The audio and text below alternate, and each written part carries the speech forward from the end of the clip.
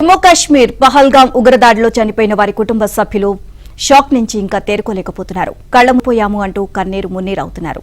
వారిని ఓదార్చడం ఎవరితరం కావట్లేదు. ఇక టెర్రరిస్ట్ అటాక్ నుంచి ప్రాణాలతో బయటపడ్డ వాళ్లు మాత్రం ఆ దారుణాన్ని తలుచుకుంటూ భయపడుతున్నారు.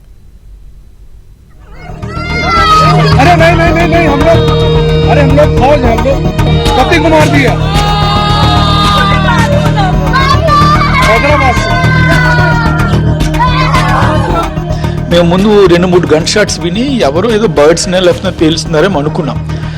మళ్ళీ ఒక్క కాసేపట్లో ఒక 3-4 గన్ షాట్స్ వినబడి ఆడవాళ్ళ ఏడుపులు వినబడ్డాయి. ఆ గ్రౌండ్ వైపు చూసేసరికి అక్కడ ఇద్దరు మనుషులు పడిపోయి పక్కన ఆడవాళ్ళు అరుస్తున్నట్టుగా వినబడ్డాయి. ఆ 3-4 షాట్స్ ఆయన ఫైర్ చేయడం కనబడింది. రాళ్ళు ఇంకా నీరు ప్రవహిస్తుంది, అందులో జారుకుంటూ దొర్లుకుంటూ పడిపోయి పరిగెట్టుకుని ఈయనైతే నన్ను వదిలేయండి, నేను నడవలేను, నన్ను వదిలేయండి, మీరు వెళ్ళిపోండి అని అంటే ఎవరు ఒక్కడమైనా ప్రాణాలతో ఉంటాం కదా అని ఈయన నన్ను కలిసిన వెంటనే ఫస్ట్ చెప్పింది, ముందు నీ బొట్టు తుడిచేయి, ఇంకా తల్లో కూడా ఉండవు కంటే ఆ కింద వాగుంది కదా, నా నీళ్ళు తీసి ఇలా కడుక్కున్నానండి. మాకు నా కొడుకు లేని లోటు ఎవరూ తీర్చలేరు సార్. మేము బ్రతకడమే వేస్ట్ అనిపిస్తుంది సార్. కేవలం మా పేరెంట్స్ చూసుకోవడానికి మాత్రమే తను యూఎస్ నుంచి రిటర్న్ అయ్యారు.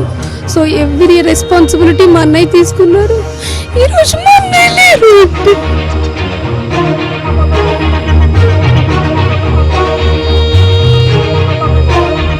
Should be a bad dream. I should wake up from that dream. చాలా